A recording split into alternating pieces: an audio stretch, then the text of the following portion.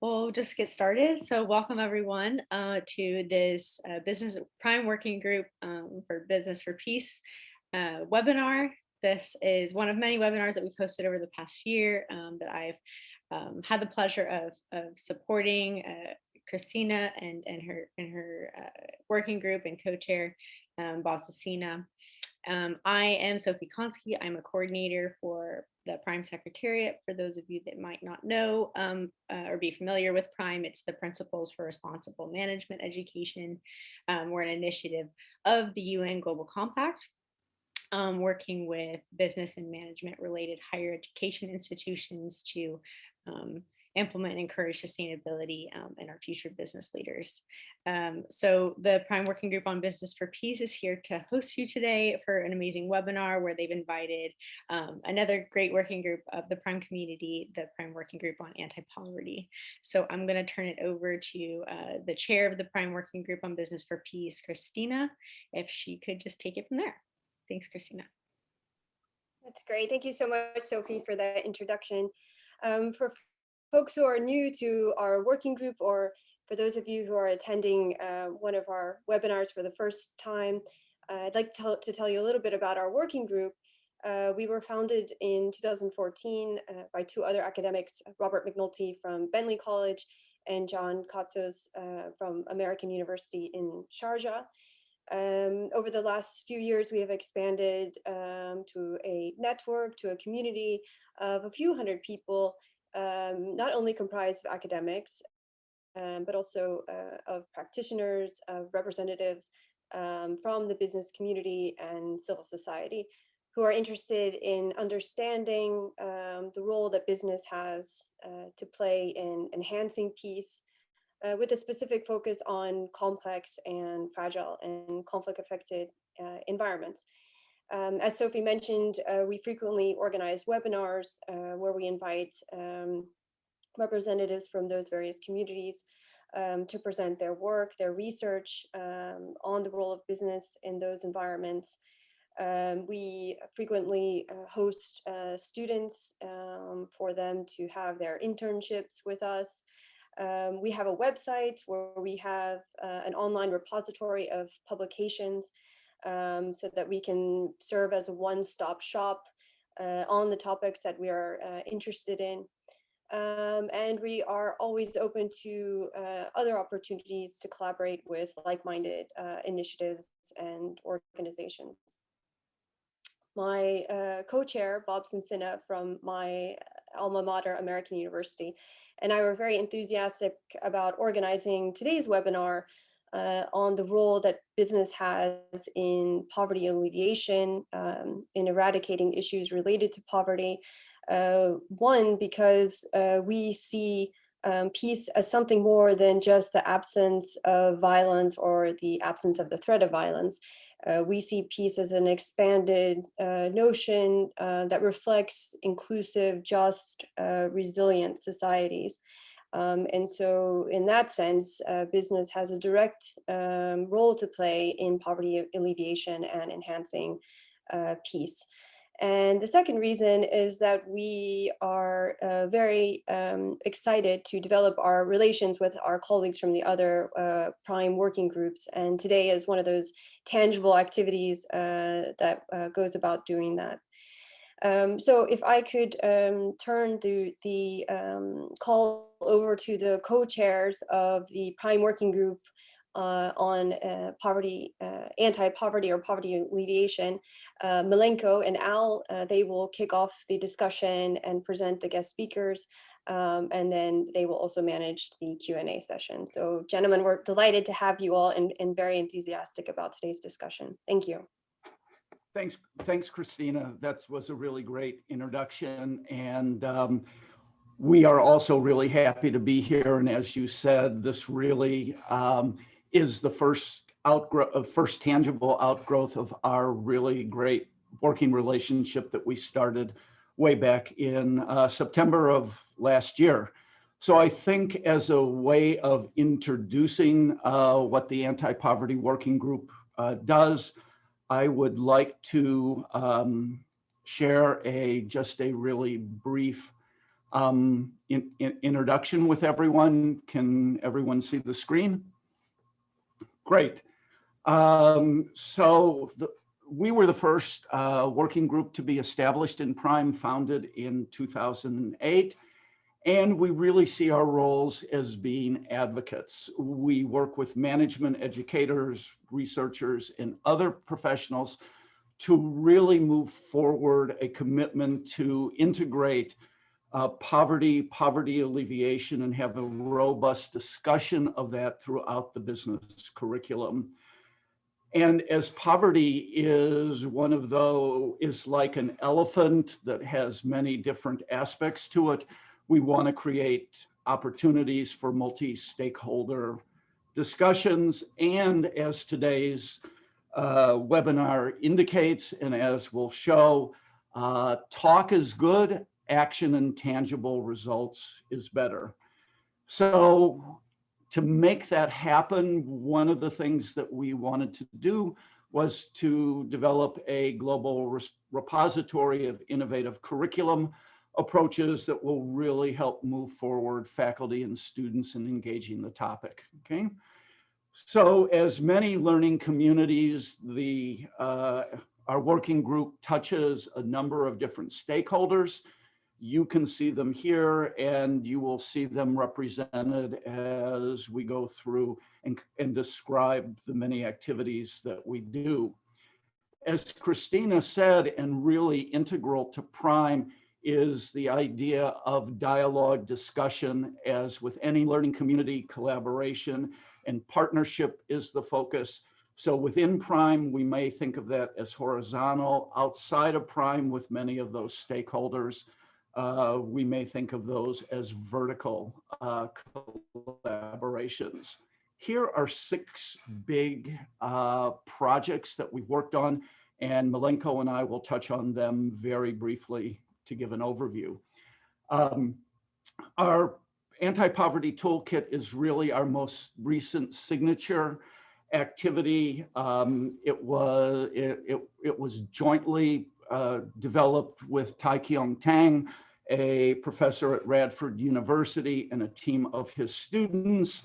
All of the resources that are in the toolkit are open sourced. We have over 500, and we envision this as a dynamic, evolving, real live resource for people to add and really engage the issue, okay? Here are some of the intended users that really bring together many of our stakeholders. You may ask yourself, what is a MOOR? And that stands for Other Massively Open Online Resources, which we've already connected to. Here is an example.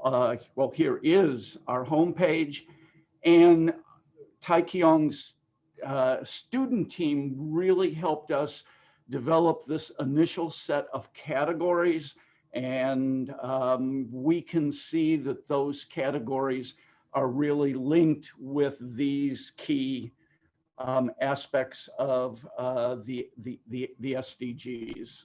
Okay.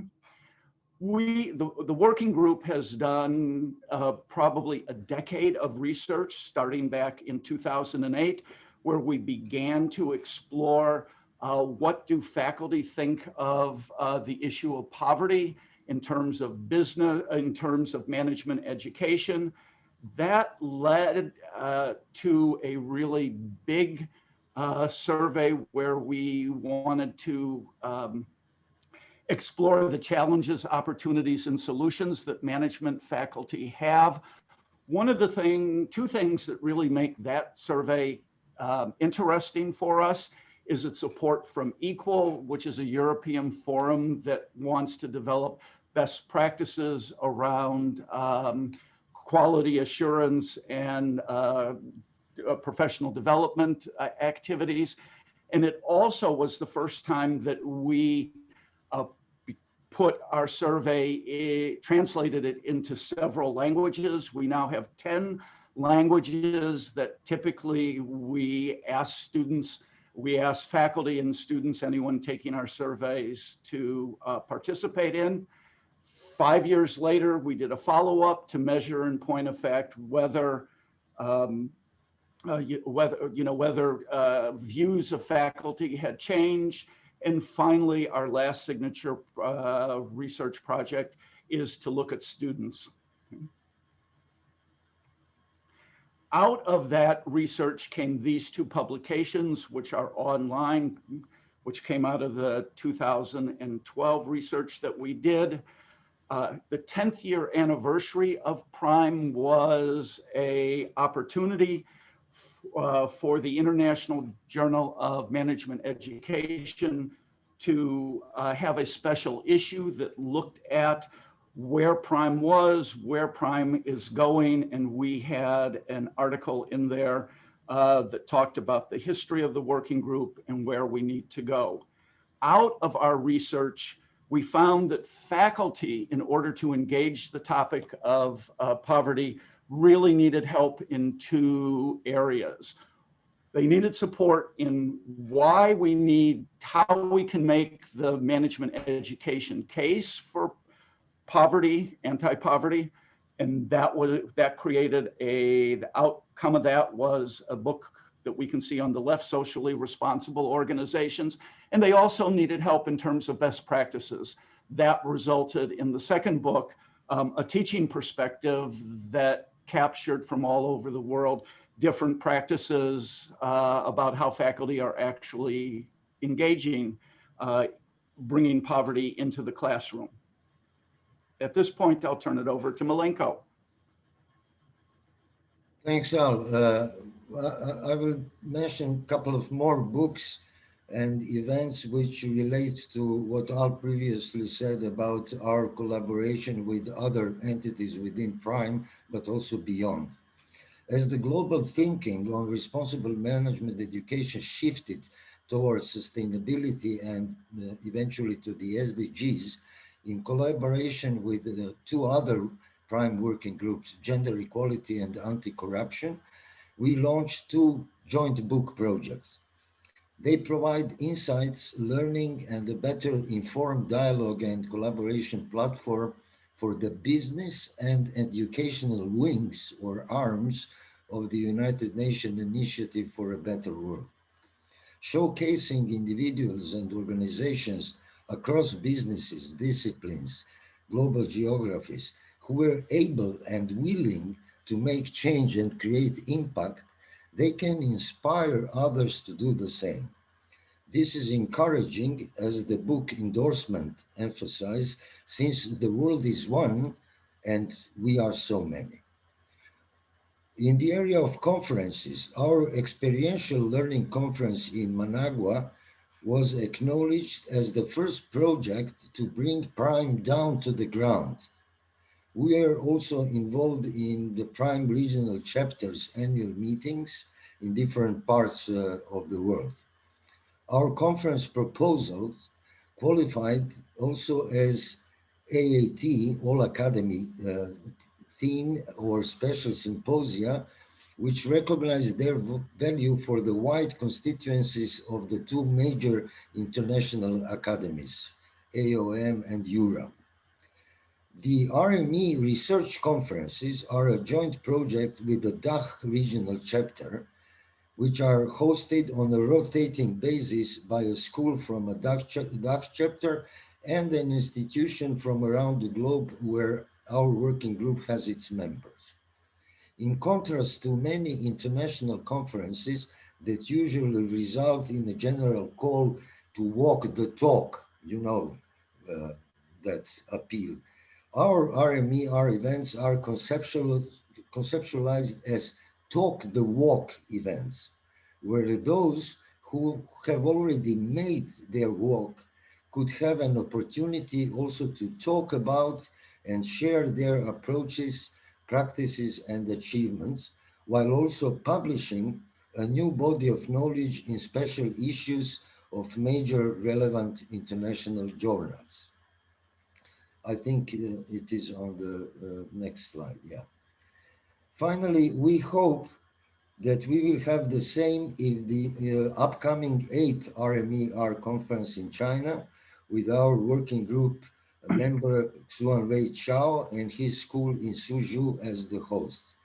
and you all are highly welcome there, either through proposing special tracks of your interest or contributing to those that were proposed by other partners from the responsible management education community. Al, can I get back to you so that now we focus on the webinar? Yes, you can. Thank you, Milenko. So at this point, I'd like to introduce our guest speakers.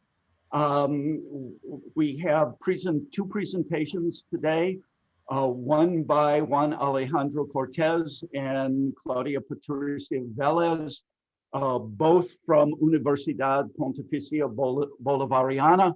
And this is really an extension of their ongoing research into one of the big multi-Latinas, Grupo Familia.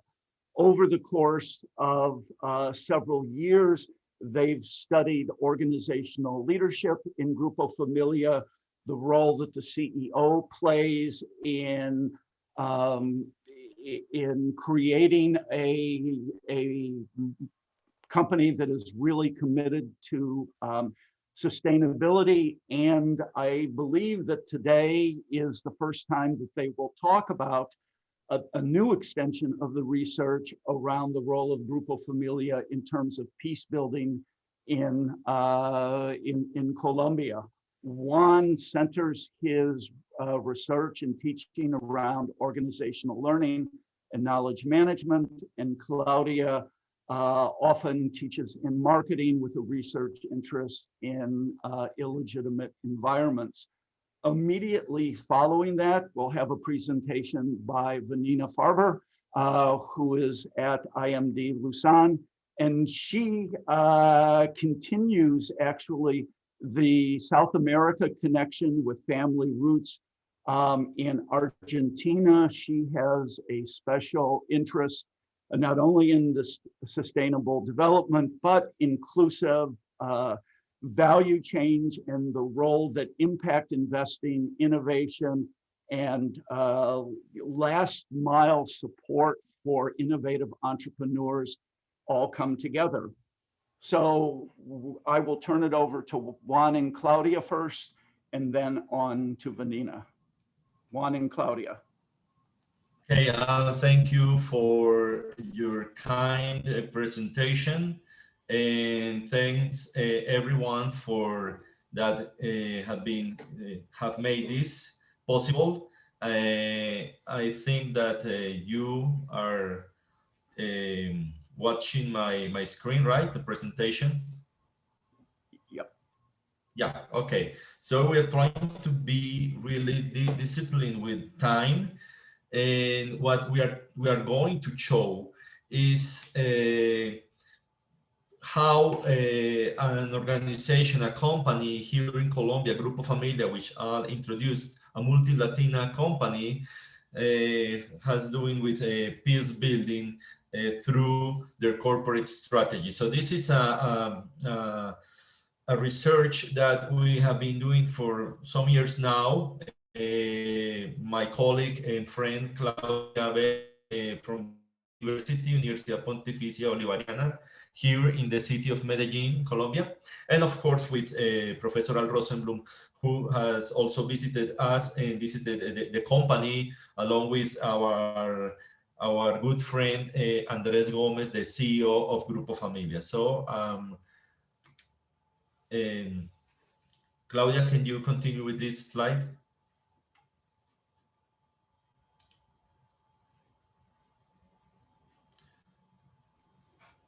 You have your microphone mute.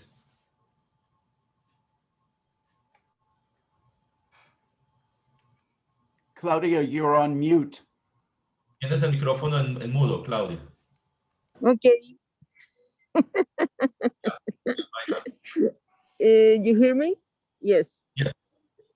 Okay, thank you. Thank you for all.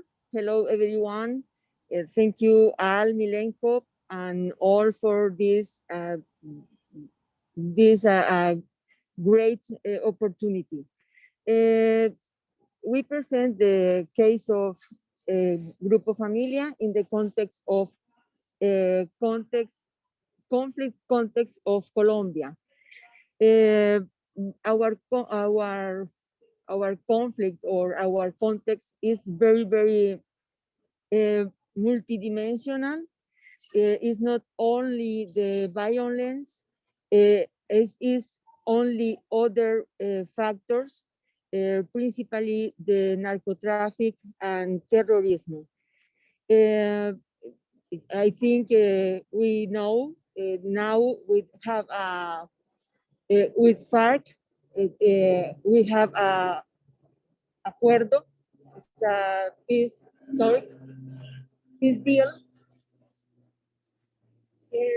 Nevertheless, for us, the conflict is continued. It's a truth that today is a little bit disminuir. What is the word? Disminuir, Juan? Is it diminished? Diminish, yes, thank you. It diminish the violence, it diminish the death, but this is diminished is principally in the high cities like Medellín, Bogota, but for the rural is very, very difficult. In the slide, we have some details, but I think is the continued for us. We continued with our work for reach the peace. Okay, Juan. Yes, thank you, Clau. So, in the context of violence and war, you know, there are some companies and organizations that are trying to strive and to do in a social responsible way, but also because it has to do with justice with the communities they are working in. So Grupo Familia is a company that was founded in 1958 by John Gomez and Mario Uribe. And this is a statement that called our attention about John Gomez being interviewed in 2004. And he said, in that moment, I am going to conquer poverty and reach my dream. So based on that, Grupo Familia has an idea of, well, what they do is that they make products of hygiene and personal care, and, you know, making or producing these kinds of products. They have also a really strong commitment with the intimacy of everyone, with the people they are reaching, which are from kids to the elderly and also pets. So they are covering all the members of the family, and they have presence in all Latin America, not only with an activity of commerce, but also they have production plants in Central America, in Colombia, in Peru, in Ecuador, and also one in Argentina. So this is a list of some of the brands they have. You can read it quickly. They have products for all the family, like toilet paper, napkins, etc. They have products for babies, like diapers, baby wet clothes. They have products for pets on the brand Petties. They have products for women, care and hygiene, for makeup removal, etc. So it's a huge company. So coming back to you, Claudia, for this slide.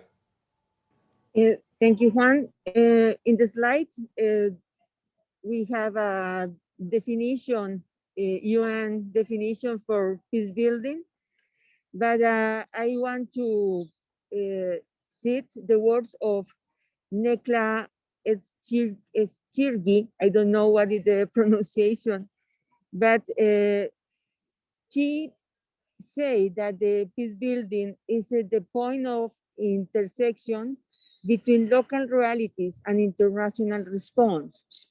What one observer has called the meeting point of two anarchies. I add in this definition not only the international response, we think and we live is the national, international, local, civil governance, education, and enterprise sector. Peace building is a worry for, it's a global worry, and each of one, we can building a peace. We can building a peace with minimum detail or maximum detail. Continue, Juan. Thank you. So what we have learned about these definitions of peace building is that you cannot expect that peace may come from heaven above or from the almighty state. So peace building is a commitment from every citizen, every company, every organization, every person involved in a same territory, and knowing that and understanding that Grupo Familia understands that its contribution to peace building has to do sustainability as the ground for that. So they have a formal declaration of a sustainable strategy platform. They and this is something we have been witnessing on the CEO of Grupo Familia, that he has traveled to all cities, all agencies, all production plants all across Latin America to make sure that sustainability is in the DNA of the company. And they understand that this is something that has to do with the balance between short and long term. By understanding that, they have understand three leverages for strategy. So the first leverage is concerning environment. So they say this is a concept about efficiency, doing more with less. So they care a lot for recovering waste. For example, they have a big project with raw material coming from paper recycling, and they working strong with recyclers. So they became the main suppliers for the company, recyclers, you know, those people on the street. We're going to show you something later. They have a really good use of water. They recover a lot of water. They don't waste water, and they also are really efficiency on electric energy. Those are something that you can also see on their sustainable reports that they make every year. Second, they say they have a developing on well-being. Of course, that's the brand's value promise, because of the products they made protect personal protection and hygiene for all the family. So you have to care a lot of the well-being of everyone. And third, there's a commitment to circularity.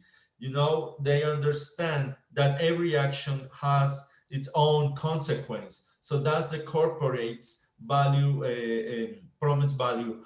And they understand that every step they do, they have to understand what are going to be the consequences on that in terms of financial, in terms of social, and in terms of environment. So last week we were talking with the CEO of Grupo Familia, with Andres Gomez, and he said something that called our attention, and he says, no one is expecting us to do something, meaning that, okay, you know, education, social problems and things like that are responsible of the state, of the government. Government must do something about education, government must do something about conflicts, etc. But he says, no one is expecting us to do something with kids accessing the school. So they have actions and big projects in different parts of the territory, of the Colombian territory, to make sure kids of those regions are accessing the school. The picture you see on the upper right side is a big campaign that the brand of hygiene female towels of the Grupo Familia, the brand is called Nosotras, that you can see in the blue square, is called Exchanging Bullying for Loving. And that's a huge campaign to help teenagers that are being under bullying actions to be strong, to accept themselves as they are. And that's something really, really beautiful campaign they are doing with that special brand. Below, you can see also they have projects and actions to the elderly caregivers. Of course, they have products for the elderly, but they know that the caregivers are a huge populations that has to do something with the company. They are helping them to do a better job. And in the lower left side, you can see the picture of a recycler. And this is a huge population that they're working with, because recyclers are the main suppliers of company of raw material with paper and cardboard and things like that. And they have brought dignity to the job of the recycler. So this is something huge they're doing, and I'm this slide up. In the map, in the green point, there's a region, Cauca, and in the north part of the region, there's a village called Huachene, which has been under terrorism, violence, displacement, all the bad stuff. But in the late 1990s, the national government gave incentives to industries to develop business there. So some organizations answered that call, among them Grupo Familia. So this is a region which populations are indigenous and African descendant. Last week, the CEO was telling us that some grandparents and grandparents of some of the workers in that plant were slaves. So this is a region that has a story of their own. So by settled in that region, these companies, the territory started to gain new roads, quality public services, formal jobs for the people of the region, and of course, human capabilities and relationship have been strengthened. So, Claudia. Juan and Claudia, I'm wondering, time flies when we're, doing something interesting, but I'm wondering if we can kind of summarize things so that we can also hear some interesting, things from Vanina. Can we have 1.5 minutes? Can you do it a little bit shorter?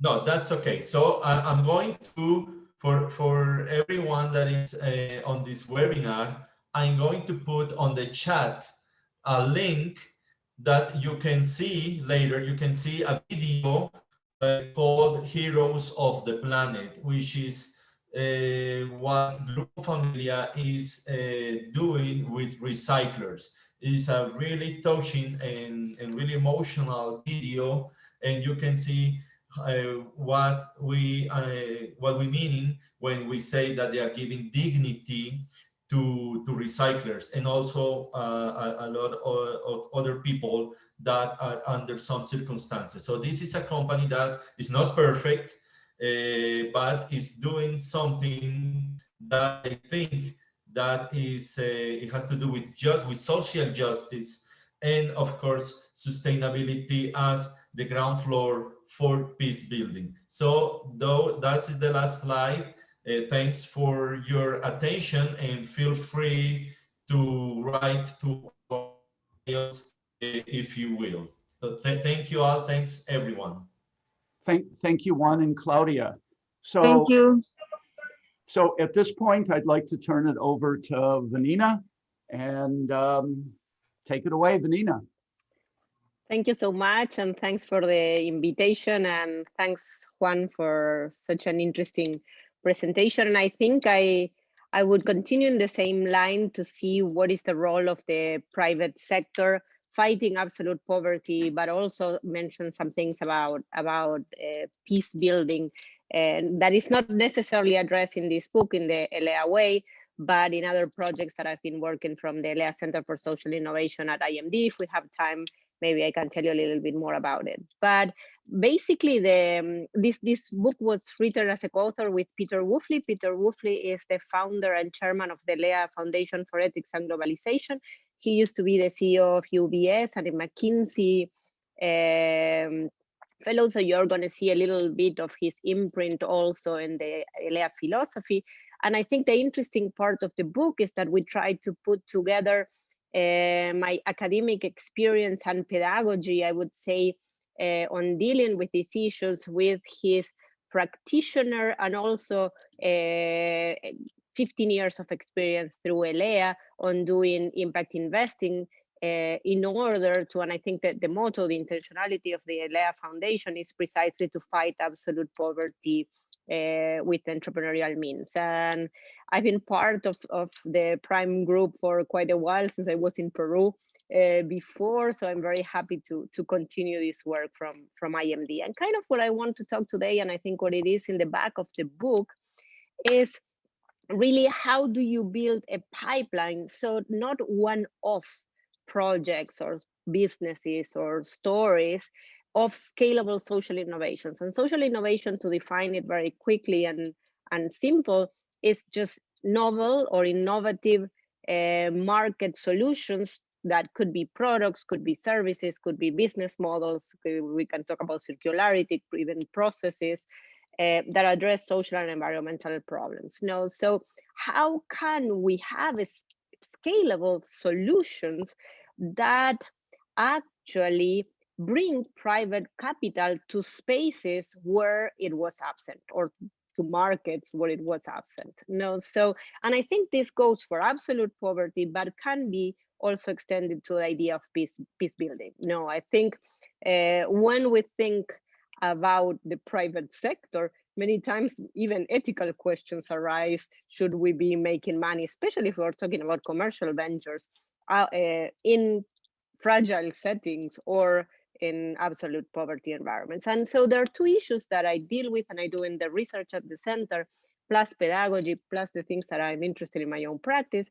One is philanthropic impact investing. You're going to see in the literature many times it's called venture philanthropy. I will tell you why we call it with Peter philanthropic impact investing. And if we have time, I can mention a little bit about blended finance, because I think that's a very promising field.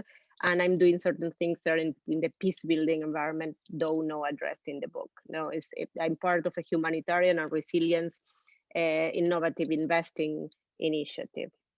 So the book has a kind of a simple thesis, that in order to really have impact at scale, you don't need only to throw money at problems, or you don't only need social entrepreneurs. So it's not only capital, or it's not only entrepreneurial ability, but that you actually need to put both together in order to get profit and impact.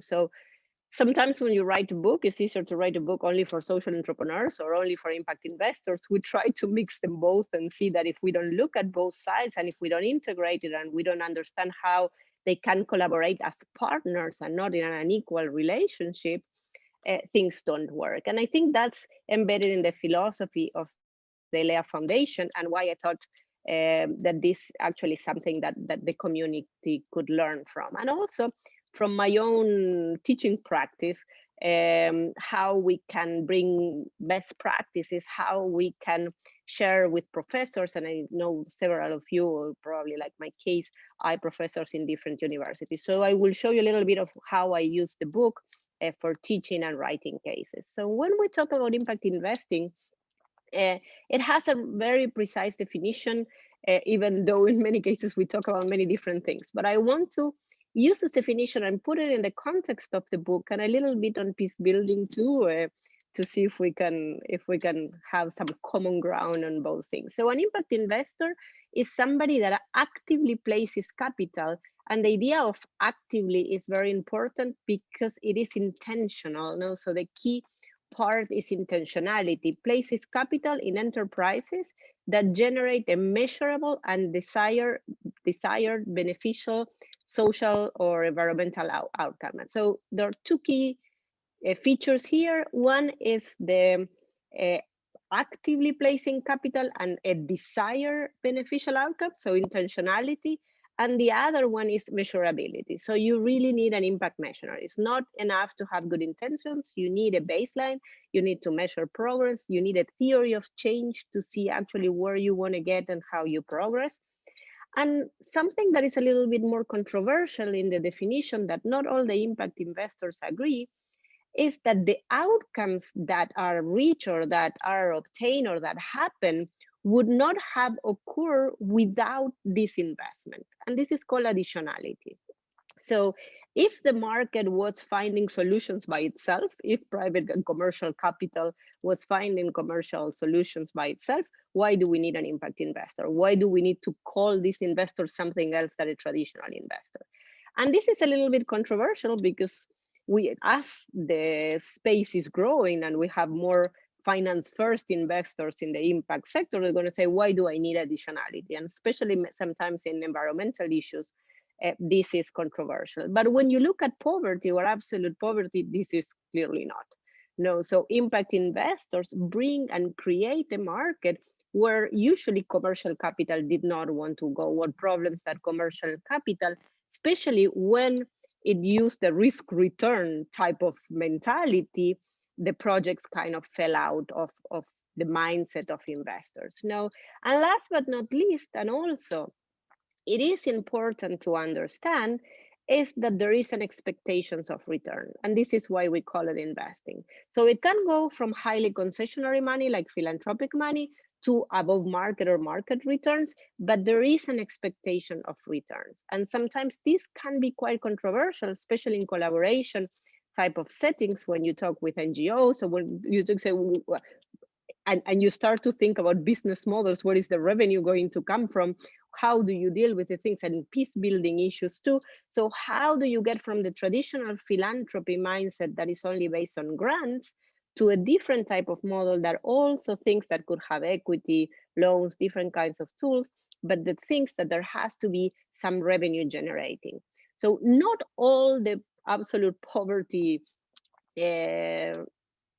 solutions need to come from impact investing, but impact investing will play in this place. So there is still a place for grants, there is a place for official aid, there is a place for other things, but the idea is that impact investment has these 4 key features. And let me tell you a little bit about the Lea Foundation intentionality. So the Lea Foundation is quite clear on the focus. So impact investors are very clear on the focus. So if you're a social entrepreneur, you need to do your research, because if you want funding, you need to try to really align your own purpose as a company with the intention of the entrepreneur. And for the Lea Foundation is fighting absolute poverty with entrepreneurial means, and actually has 4 lines of thematic investing. One is digital solutions, employable skill building. That is actually quite hard at the base of the pyramid because it's labor intensive and really quite expensive. So these business models are very interesting. Global agricultural value chain and informal retail. So they also have their own impact measurement and the Lea points. Then if you're interested, I can share with you a link. And I think I find it very interesting because I think this comes from Peter's background at UBS. At the end, the investors, or actually the donors in the Lea Foundation that give money, so the Lea Foundation would invest in social entrepreneurs, receive a report of where their money goes. even though they don't expect a return, financial return, they are getting these impact point returns. And I was at an ELEA meeting, for example, with all the donors, and you see the donors at the end comparing points. How many impact points did you get compared to the dollar or the Swiss franc spend? And I think it's a really interesting way for donors to actually internalize impact. So it's not just something, a donation, they understand where their money is going, how it's making an impact on, and also they're able to compare very different type of enterprises. And I think in the peace building environment, this is actually one of the problems, having a standardized framework on how to measure impact of peace building ventures. It has been proven quite complicated, and I think there is a lot of work to do. When we talk about expectations of return, as the ELEA Foundation, it is a foundation, and again, it is a philanthropic institution, there is not an expectation of market returns, but there is an expectation of return on cash. So what do I mean by this? They actually, for each dollar or Swiss franc they invest in an enterprise, they probably invest an additional dollar on enterprise building, on support, on working with entrepreneurs, on a lot of other governance issues, for example. So in that case, that money will never be recovered. But the idea is that the cash that has been invested in the companies, at least it will be recovered to be recycled in other investments. Obviously, some enterprises fail, but the idea is to precisely support them to become profitable. And that the ELEA Foundation is the first investor. They receive a relatively large amount of money, but the last before commercial money. So they are in a very interesting space that I will mention in a minute. When we talk about peace building, this area also becomes very complicated. I've been working with ICRC and Lombardo Diem, writing a case about the humanitarian bond. And for example, how do you measure the financial return of peace building? How do you create the right outcome measure if you're creating a bond or a pay for performance? So it is an interesting part that I think is part of the discussion. And last but not least is this idea of additionality, because we really want to build a pipeline. We want to crowd in capital. So we don't want impact investors to be investing in spaces where commercial investors already go.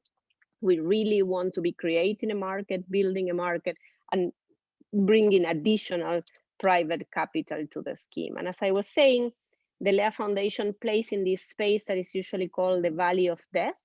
That is not when you're bootstrapping or at the very beginning of when family and friends are financing companies, but it is already when they're in the early growth stage, that if you look at the revenue or the profit, is at the stage when they need more money and where most entrepreneurs fail. So, and where you actually need a lot of enterprise building. So where the ELEA Foundation also does not bring only capital, but also brings leverage of their knowledge of business, their network, social capital, etc. So as I was saying, so it's not enough to have good ideas from entrepreneurs or investors. It's not enough to have capital.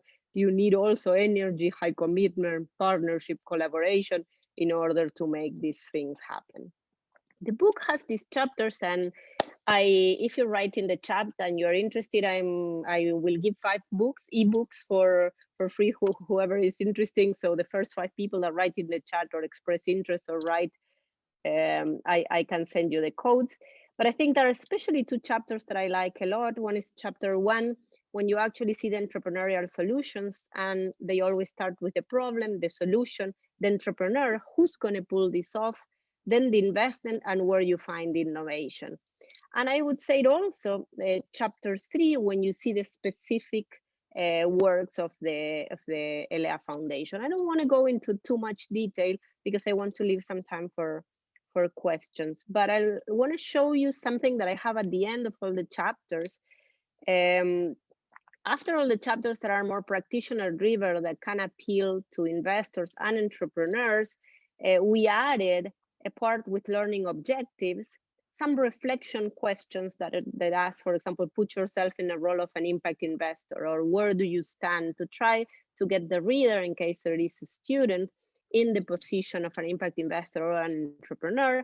And also at the end, some ethical dilemmas, because a lot of the difficult decisions, I would say, in impact investing are really the decisions you need to make in practice. They're very nuances. It's not right versus wrong. It's two right decisions. How you choose between social and environmental goals. How is there a trade-off, etc. You know? So just to show you, for example, I wrote a couple of cases in case you're interested. One is an e-case of Angasa, and there's also a paper case of one of these investments from the Lea Foundation, where you can see very clearly the process, the due diligence, etc., and how you spot the social innovation and how they evolve. Then I did a very interesting that I'm very happy to share with any of you. There are professors scouting for impact. This was in 2019, before COVID. Took 35 executive MBAs to Peru to identify social innovations. I worked with 6 enterprises, but actually something that I didn't want to do was to bring them to advise enterprises. Most of the experiential learning goes with executive MBAs or MBAs going as consultants to companies. As Argentinian, and after working a lot in Peru, I really thought that these executives could learn a lot from the social entrepreneurs in Peru. So they did not need to go to advise. They had to go to listen. So I decided that rather than going to advise entrepreneurs, they were going to advise an investor. So they had to pitch these enterprises to the investor. So they went to Peru to try to find how to convey financial and social value to the investor, and what kind of tool those investors could use to mitigate risk in order to invest in the social enterprises. And this was an extremely successful. These are some pictures of the final presentation to the investors.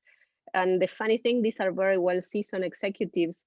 Actually, at the end, 3 of them invested in the enterprises in Peru. So that was not part of my outcome measurement, but we used the Lea way of how you do a due diligence. And I think it was very interesting how they learn about it. This year, sadly, we couldn't go to Peru, but I tried to use the same idea, but now using it on their companies. And rather than presenting to investors, because I realized that they prepare, we had to do it online. So they did not pitch to investors. They took the whole course and then they had to apply it to their own enterprises.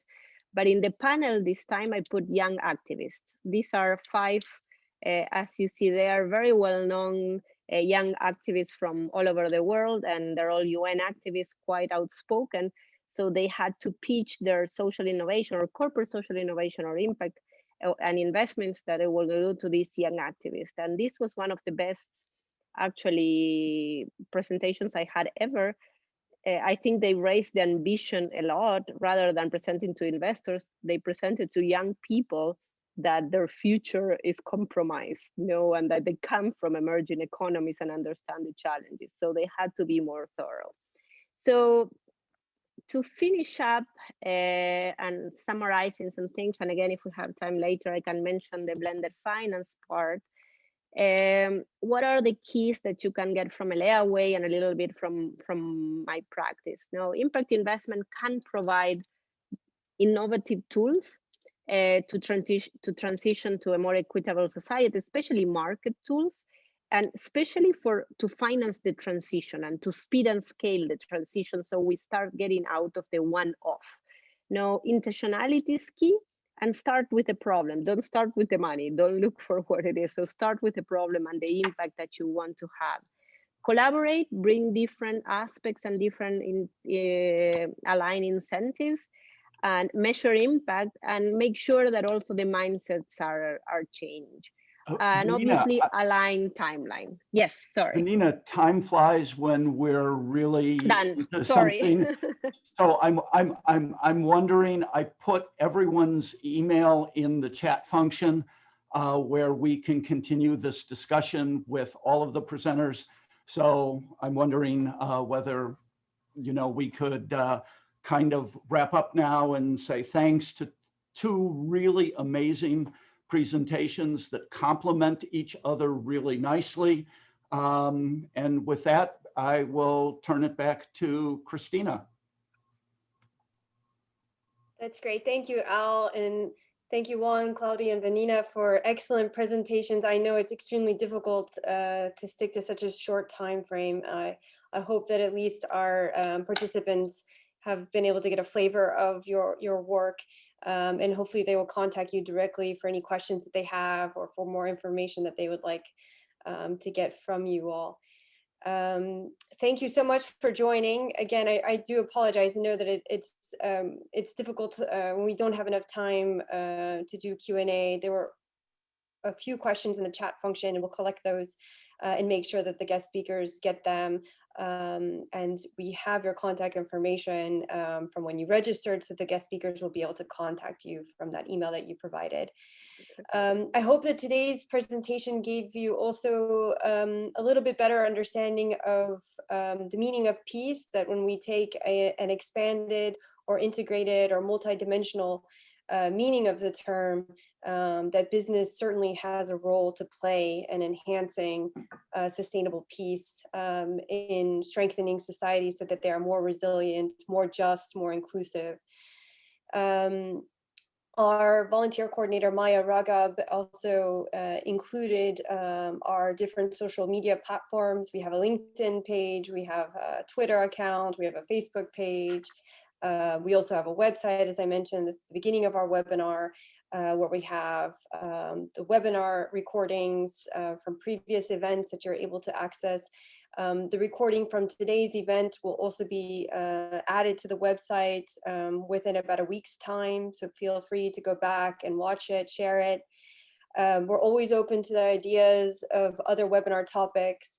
The next webinars that we have upcoming will feature our founding chair, Robert McNulty from Bentley College, who will present on the role that business has in eradicating structural racism and inequality. We also have a webinar coming up, hopefully in April, where we'll welcome Professor Joanne Murphy from Queen's University in Belfast, who will talk to us about her work, most recently her book that she published. And we look forward to more opportunities to collaborate with our colleagues from the other working groups. Al and Milenko, it's been a pleasure, and we really have a big hill to climb if we are going to follow in all of your accomplishments. So thanks to everyone again, and have a great rest of the day.